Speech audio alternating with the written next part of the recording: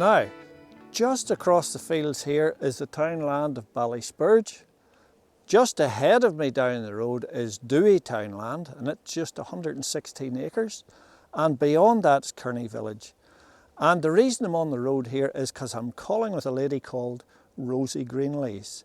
And Rosie has an old map and a few writings of a local farmer, and it's describing the mass rock of Dewey Bog. And I want to find out a little bit more how she came on it. So let's go and have a chat with Rosie.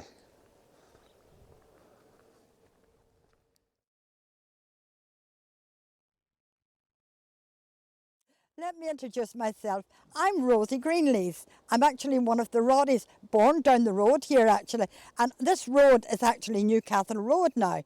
But in those days it was called South Shore. That's what I was brought up with.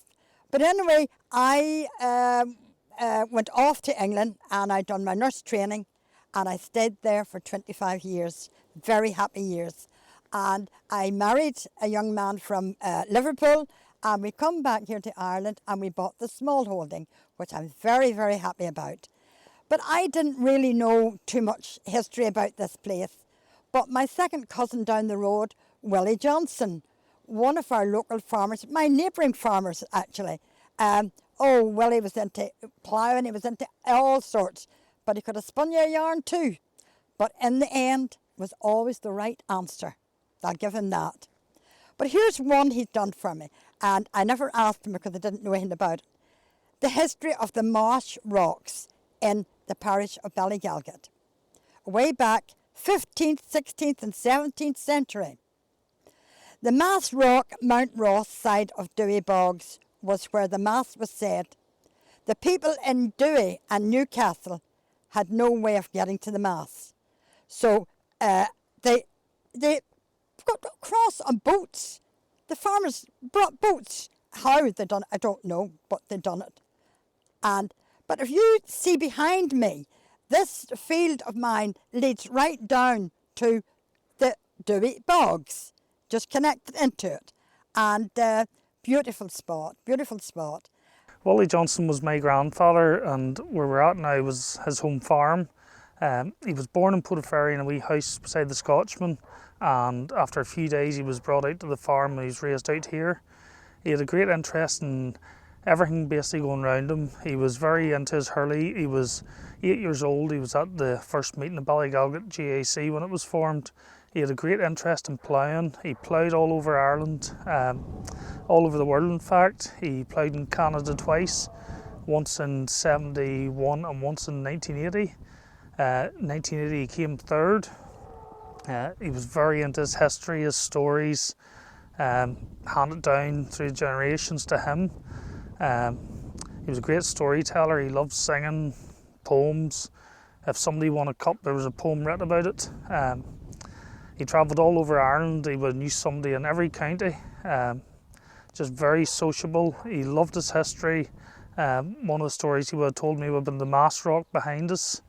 Located down the bog, and you know how it came to be and how they used it in the years and where the lookouts would have stood. He was just very knowledgeable.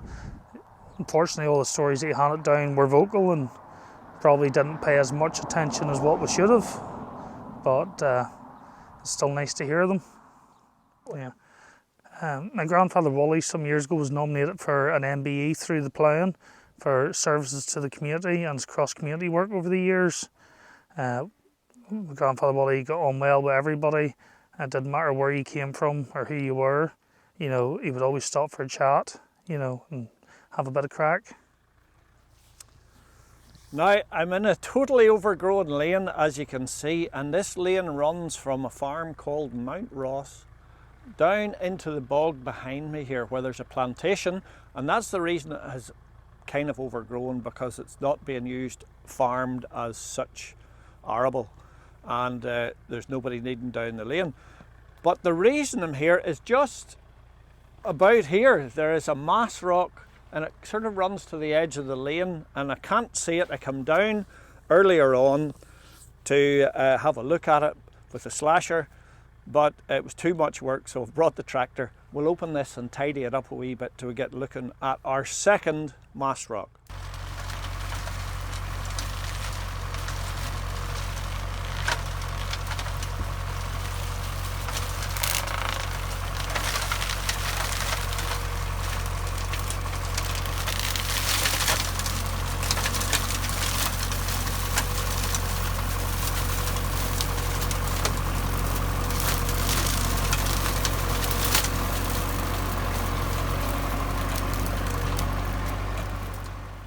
I'm just going to speed things up a little here to let us reveal the lane.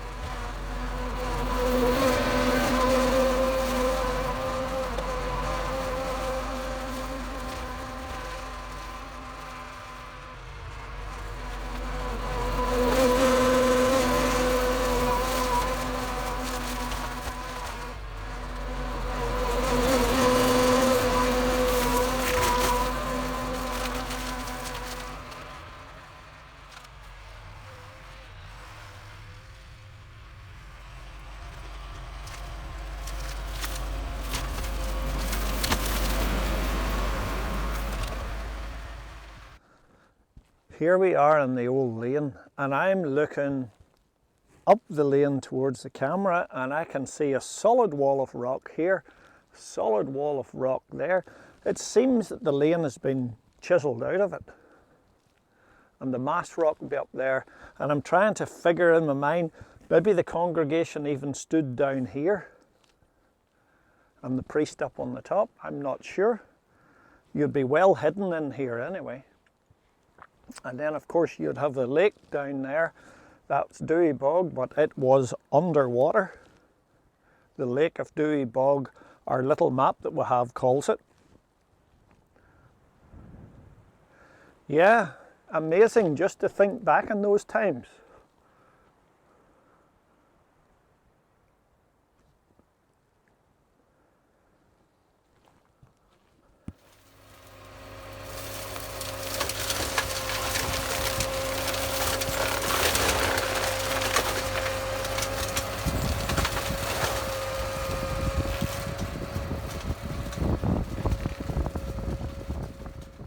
Now, it really is amazing for me to stand here in 2024 and look across Dewey Bog that would have been flooded, and imagine the people rowing across here to meet where the priest was administering Mass. If I try and put myself in those shoes, it really is quite an amazing thing. And to imagine this is a lake in front of me here, away from the 1500s. I have a book here, and it is called A Digest of the Historical Account of the Down and Connor Diocese. And it was lent to me by a local parish priest. Will not give his name away. Now, there's a couple of priests in Portaferry. But anyway, wait till you hear this here.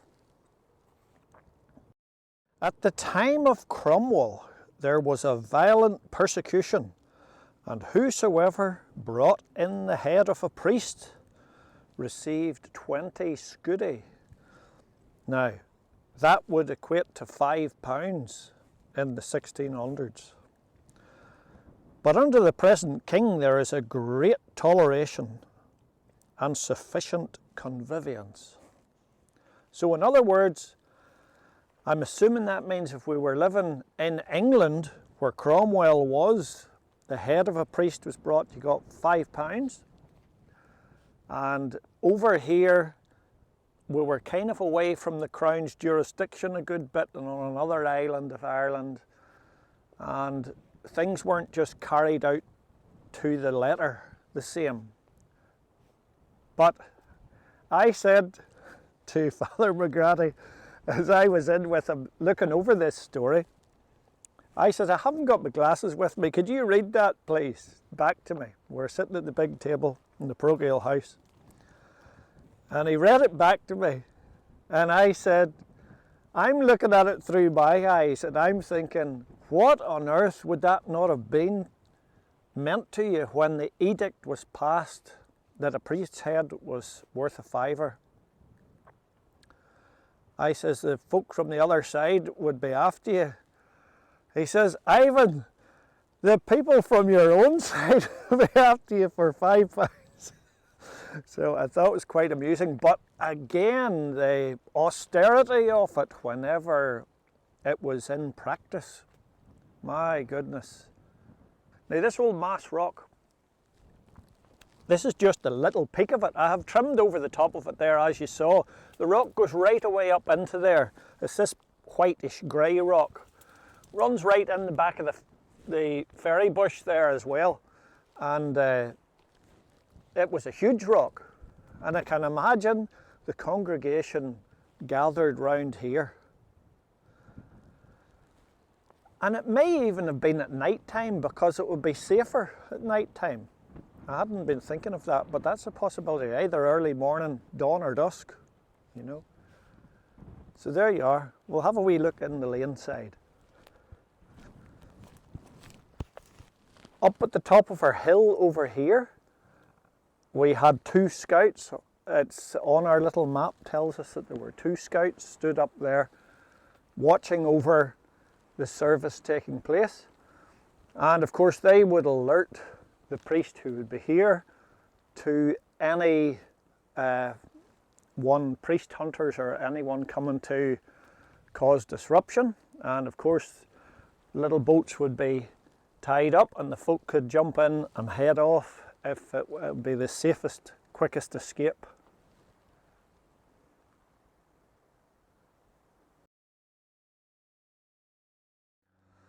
The amusing wee story was I went to Jerry Dines, who owns the fields above the hedge there, behind the hedge, and I said, Jerry, did your father or your grandfather ever mention names of those fields that you have? He says, yes, this first hill was called the first hill, the second one was called the middle hill, and the third one was called the back hill.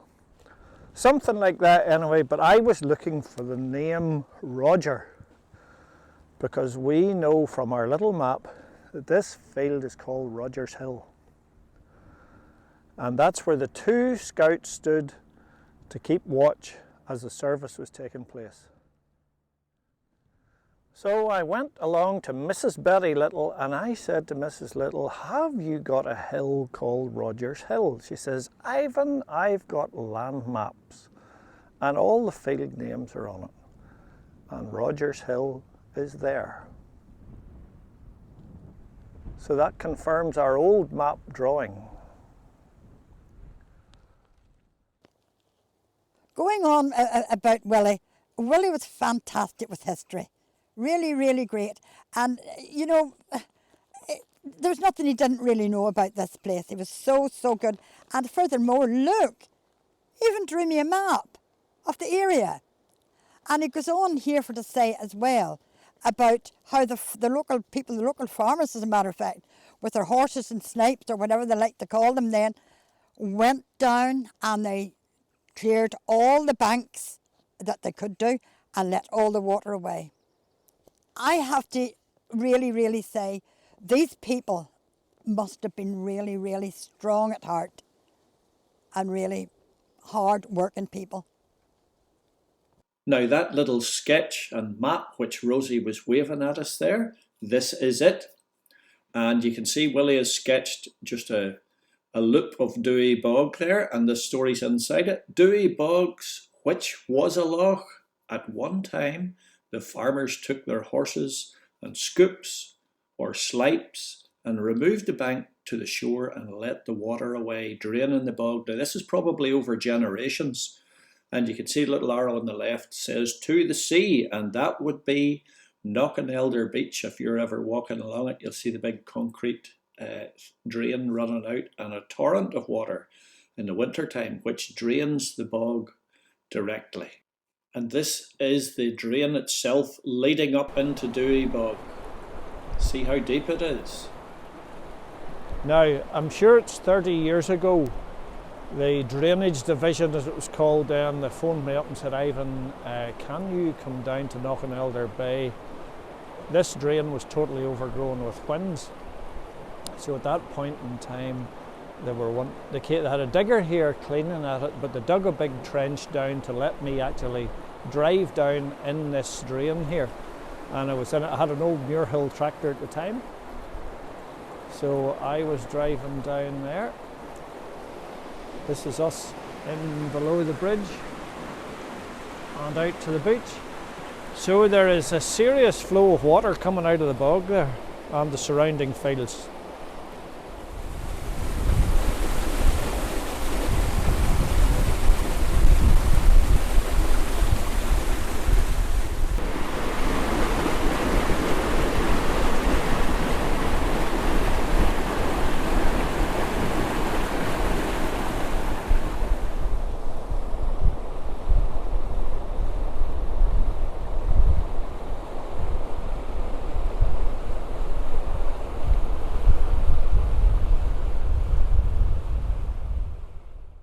So to finish off, here's a little aerial view of the loch of Dewey Bog.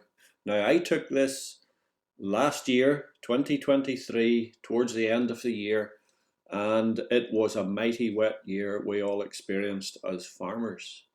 So the great thing was that it actually showed up where the loch of Dewey Bog was. And whenever someone like Willie tells you a story and you read the writing and hear what he has to say, it's an amazing story. But when you see what it was actually like with the rain that we had, and you can put in your mind's eye the view of the people rowing across to the Mass Rock, which was just on our left out of the photograph here. But that water ran right away over into Slans as well, and there would be much, much more land flooded than what we are seeing there in centuries gone by. It could have been 10 or 15 foot deep.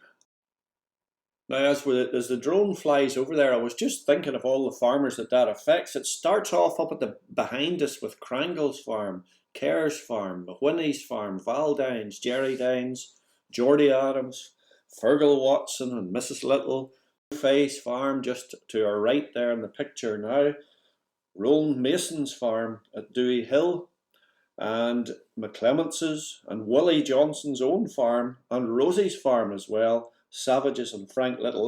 There's more than that, but centuries ago, of course, the Savages owned it all.